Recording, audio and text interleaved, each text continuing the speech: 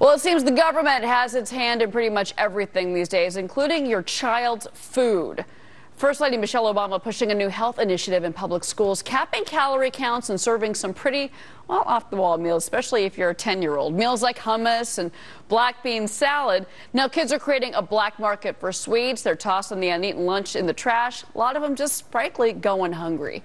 Joining me now, Kyle Olson, founder and CEO of the Education Action Group Foundation. Okay, here's the thing. I like black bean hummus, and I like salads and all that good stuff, but kids don't want it. Why are we wasting money on these programs?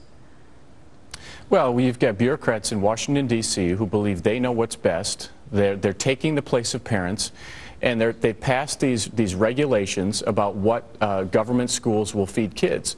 And so what we're seeing now is this culture shock where kids are used to, hamburgers and hot dogs and chicken nuggets and those sorts of things, and now they're being force-fed hummus and all of the other things that you're talking about. But Kyle, here's the thing. We do have an obesity epidemic in this country. You can't deny the numbers. Children are getting heavier, unhealthier, more sedentary. But is it the government's responsibility or is it the parents' responsibility to deal with the epidemic?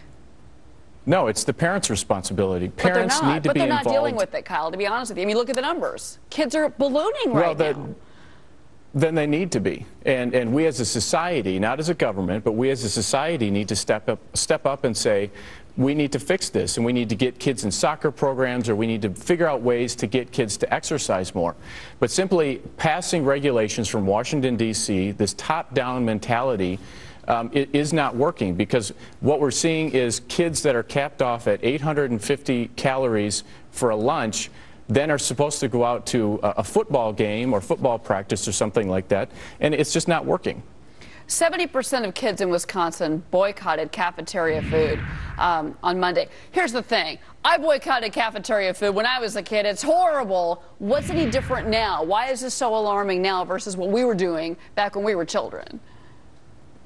Well, basically, the kids don't want to eat the food, and so what they're doing is they're saying we're not going to eat this, and so they're smuggling in food.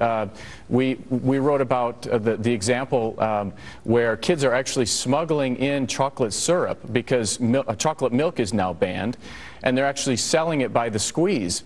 And so, on the one hand, it's great for capitalism because kids are thinking about ways to make money, but on the other hand, it's this top-down mentality that is not working. And so the USDA, the Congress, and the administration need to fix this problem.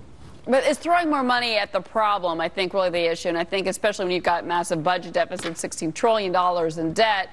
Fair enough question. And I also want to ask you about this black market that kids are doing. Pretty smart, I got to say. That's right. It's great. But again, it shouldn't be taking place because it's not necessary.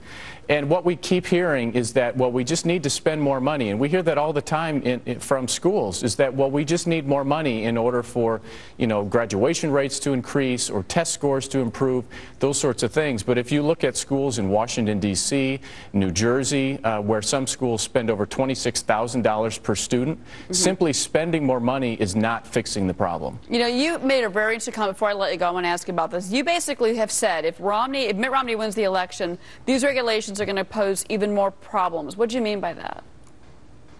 Well, what I mean is people are getting comfortable with the idea of going to school and having breakfast given to them, having lunch given to them, other government programs, which is making it very comfortable for parents to basically give away their responsibility.